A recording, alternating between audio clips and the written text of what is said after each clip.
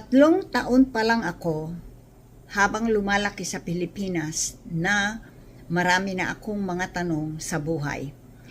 Dahil sa baryo ako lumaki, walang kuryente, parang ito, madilim palagi. Kaya pagka full moon na, masayang masaya ako. Ang gagawin ko ay pupunta ako sa bintana ng bahay kubo namin. Titingin ko si Moon. Tinatanong ko, bakit Moon? Saan ako nanggaling? Saan ako pupunta? At bakit ako nandito? Ano ang aking future? Pagka merong star na nahuhulog, nagwi-wish ako. Habang lumalaki, syempre marami ka ng dreams, di ba? One time na nahulog yung isang meteor at nag-wish ako na makakarating ako sa Amerika.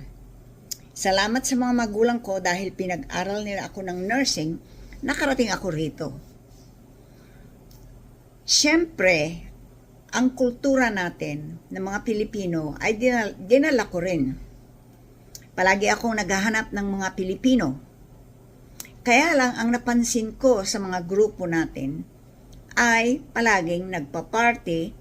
Biyernes pa lang may party na, Sabado may party, Linggo ng tanghalian may party pa. Gusto ko namang mag-party. Kaya lang, naisip ko, hanggang ganito na lang ba ang buhay?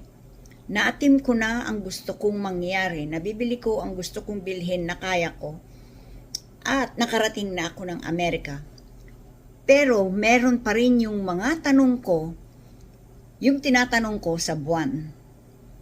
Kaya ang ginawa ko, kailangan ay humiwalay ako sa mga tao na ayaw mag-discover na meron pa palang mas mahalaga na buhay kaysa sa pagpa-party tuwing weekend o paggasta ng wala namang nagagawa sa buhay natin. Hindi naman tayo napapaligaya. Now, hindi ko sinasabi na masama ang party. Hindi ko sinasabi na masama ang bumili ng mga hikaw. Hindi ko rin sinasabi na masama ang bumili ng mamahaling sasakyan. Materialism. Pero meron pang buhay na mas mataas na pwede nating maatim pag tayo ay nag-aral. Wisdom ang nakuha ko sa pag-aaral ko ng Dianetics. Na laman ko ang mga sagot sa mga tanong ko noong kinakausap ko si Moon.